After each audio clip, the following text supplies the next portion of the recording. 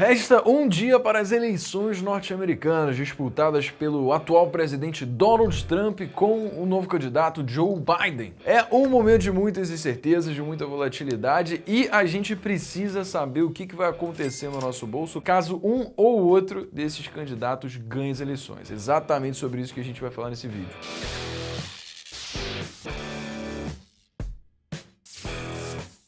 Mas antes de começar, deixa o seu gostei nesse vídeo, bota o like aí, porque aí o YouTube manda ele pra mais gente, aí vem mais gente assistir também, e a gente manda vídeo de eleição nos Estados Unidos pra uma rapaziada e puf, vai explodir. Obrigado. Beleza, pra gente entender o panorama das eleições norte-americanas, a gente antes precisa dar uma contextualizada. Por quê? Porque nos Estados Unidos existem também vários partidos, só que a hegemonia tem ficado principalmente em dois: os democratas e os republicanos. Só pra você entender a diferença entre os dois, tá? O Partido Republicano, ele é mais adepto ao pensamento político liberal conservador. Então, o que significa? Que os republicanos, eles basicamente têm um apreço absoluto pela propriedade privada, livre mercado, livre concorrência das empresas e, no geral, menor intervenção do Estado na economia. Já o Partido Democrata, ele tem um viés do tipo progressista democrático, que defende aí, por exemplo, políticas sociais assistencialistas que visam distribuir renda através de novas medidas que visam o aumento de cargas tributárias. Ou seja, o Partido Democrata, ele preza uma maior intervenção do Estado na economia. E também a parte do progressista é porque leva em pauta, mais do que o Partido Republicano, questões sociais como o movimento LGBT, racismo contra negros, latinos, etc. E olhando para esses dois partidos, a gente pensa, então os republicanos é como se fosse a nossa direita brasileira e os democratas a nossa esquerda. Só que a verdade é que é muito complicado da gente comparar a direita e esquerda do Brasil com direita e esquerda nos Estados Unidos. Porque o Joe Biden e os democratas ali dos Estados Unidos, que são considerados left-wing pelos norte-americanos, seria praticamente um partido de direita aqui no Brasil. Porque aqui no Brasil nós realmente temos partidos que acreditam que a sociedade é distribuída de forma a ter uma classe rica e opressora que é sustentada dado a exploração do trabalho dos pobres e que por isso deve ser derrotada por meio de uma revolução marxista que vai fazer com que o proletariado assuma os meios de produção e aí implante o Estado comunista. Essa é o espectro de extrema esquerda aqui no Brasil. Nos Estados Unidos isso nem existe. Então, esquece direita e esquerda porque não dá para comparar. Mas como é que funciona o modelo eleitoral norte-americano? É o seguinte, cada partido, seja republicano, seja democrata, partido verde, por aí vai, seleciona o partido, uma lista de candidatos daquele partido para concorrer a uma coisa chamada de colégio eleitoral. E eu já vou explicar para você o que é colégio eleitoral, mas vamos lá. O que acontece é o seguinte, então a população norte-americana vota nesses candidatos pré-selecionados aí pelo partido para compor esse colégio eleitoral de cada estado. Os políticos que compõem esse colégio eleitoral são chamados de colegiados ou delegados. E são eles que fazem parte do colégio eleitoral de cada estado dos Estados Unidos que são responsáveis em votar em quem vai ser o presidente dos Estados Unidos.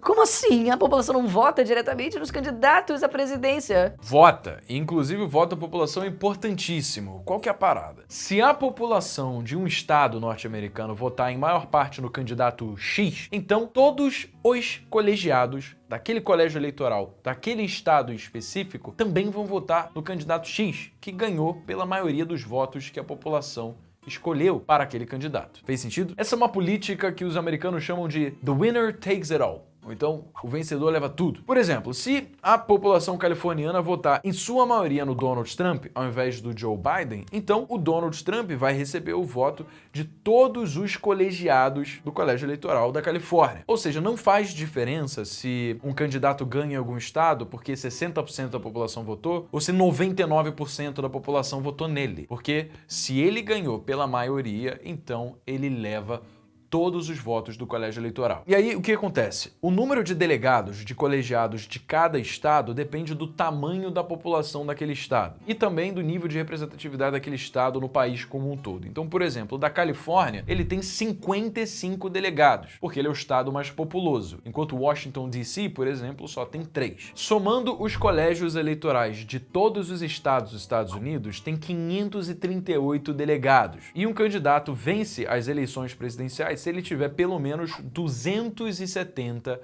votos de todo esse colegiado. E por que eu tô te falando isso? Por que isso é relevante aí pro seu bolso? Eu vou chegar lá. Em 2016, quando o Donald Trump concorreu com a Hillary Clinton, foi exatamente essa política de the winner takes it all que fez com que o Trump ganhasse. Porque se essas eleições tivessem sido aqui no Brasil entre Trump e Hillary, a Hillary teria ganho, porque a Hillary teve 3 milhões de votos a mais do que o Trump. Mas o que aconteceu? The winner takes it all. O Trump ganhou em estados que têm um colegiado maior e de mais representatividade do que os que a Hillary ganhou. Então, mesmo a Hillary tendo mais votos, ela perdeu as eleições para o Trump. Traçando um paralelo com a realidade hoje nos Estados Unidos, as intenções de votos mostradas em diversas pesquisas mostram que o Biden aí vai ter o edge, vai ter a vantagem, com 52% da população ao seu lado, contra 43% do lado Trump e 5% indecisos. Se liga. Isso não significa que o Biden vai ganhar. Nas eleições de 2016, em determinado momento, a Hillary ficou com 10 pontos percentuais nas pesquisas acima do Donald Trump. E o Trump só ganhou porque ele conseguiu conquistar colégios eleitorais de maior representatividade do que a Hillary. Então, velho, numa boa, você tá achando que o Trump vai perder, Joe Biden vai ganhar com certeza? Não tem como saber. A gente só vai saber na meia-noite do dia 4 de novembro. As eleições serão dia 3 de novembro, só que devido à pandemia, muitas pessoas vão enviar seus votos através de correio, o que justamente por ter todo um sistema logístico aí, permitiu com que os estados pudessem finalizar as apurações de voto até 11h59 da noite do dia 4 de novembro. Meia-noite, vai. Agora, vamos pro que de fato importa. Vamos lá, governo Trump. O que aconteceu nesses últimos 4 anos aí de mandato? Olhando de forma crítica, o Trump alavancou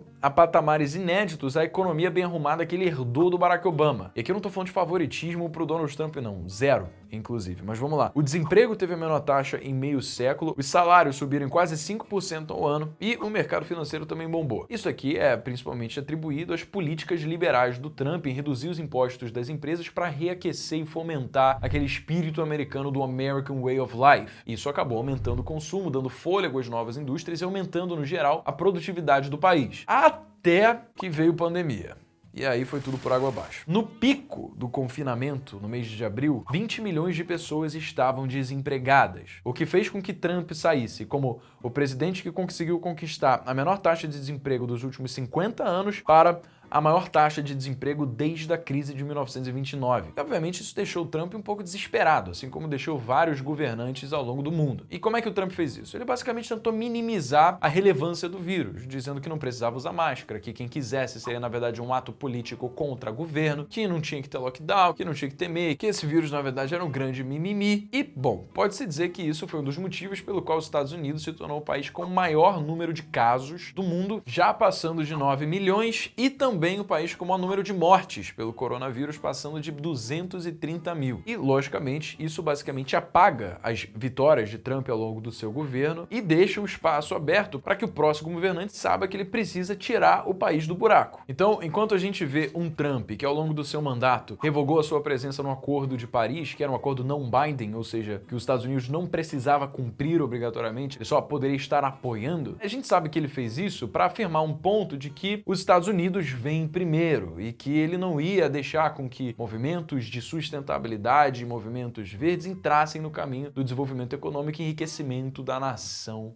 norte-americana. Enquanto o Biden, por outro lado, tem uma visão diametralmente oposta do Trump, o que visa basicamente reverter todas essas medidas ambientalistas que o Trump revogou e expandir o leque de benefícios sociais assistencialistas que o Trump reluta insistentemente em endossar. Por exemplo, a questão de expandir o sistema de saúde criado pelo ex-presidente Barack Obama, o Obamacare, que o Trump quer anular. Ou seja, os ideais dos dois candidatos são absolutamente polarizados. O Biden, por exemplo, quer aumentar a taxação de fortunas, o Trump fala que isso é um absurdo, enfim, esse tipo de coisa. Em relação ao Brasil, o governante que assumir a Casa Branca agora no próximo ano vai ter um papel fundamental em determinar se o Brasil vai ou não entrar na OCDE, que é um organismo multilateral que visa, como o nome diz, a cooperação e desenvolvimento econômico entre os países que o compõem. E o Brasil entrando na OCDE poderia ser economicamente benéfico para nós brasileiros. Por quê? Porque a OCDE é um grande centro produtor de diretrizes econômicas para os países que a compõem. Porque porque tem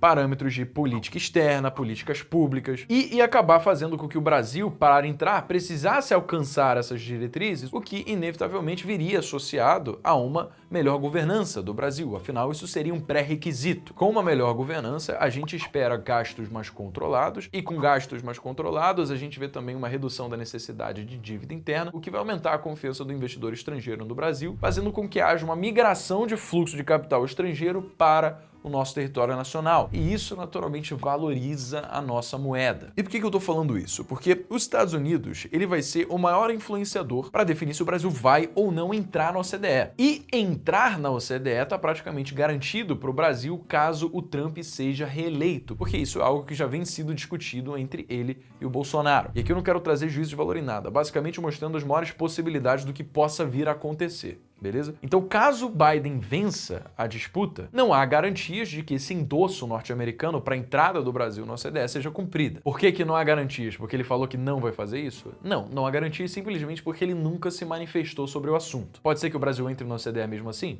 Pode. Então, no geral, no caso da vitória do Trump, a relação próxima entre o Bolsonaro e o Trump vai continuar existindo. E como eles são dois presidentes com ideologias muito semelhantes, a gente pode inferir que esse relacionamento, como já vem sido feito com acordos assinados entre o Brasil e os Estados Unidos, vai continuar ocorrendo entre dois países, possivelmente redução de barreiras tarifárias e outros acordos comerciais. De novo, quer dizer que com Biden isso não vai acontecer? Não quer dizer que não vai acontecer. Pode continuar acontecendo mesmo assim. Só que o Biden, ele também falou que ele quer fazer um fundo internacional de 20 bilhões de dólares para preservar a Amazônia. E o Bolsonaro ficou simplesmente bolado com isso porque, de acordo com ele, isso afronta a soberania brasileira sobre como ele cuida do seu próprio território. Então, assim, o Biden e o Bolsonaro já meio que não começaram com o pé direito esse relacionamento, o que tende a nós esperarmos acordos econômicos desfavoráveis e desconfiança de investidores estrangeiros na economia do nosso país, o que no longo prazo a gente sabe que isso se reflete no aumento da valorização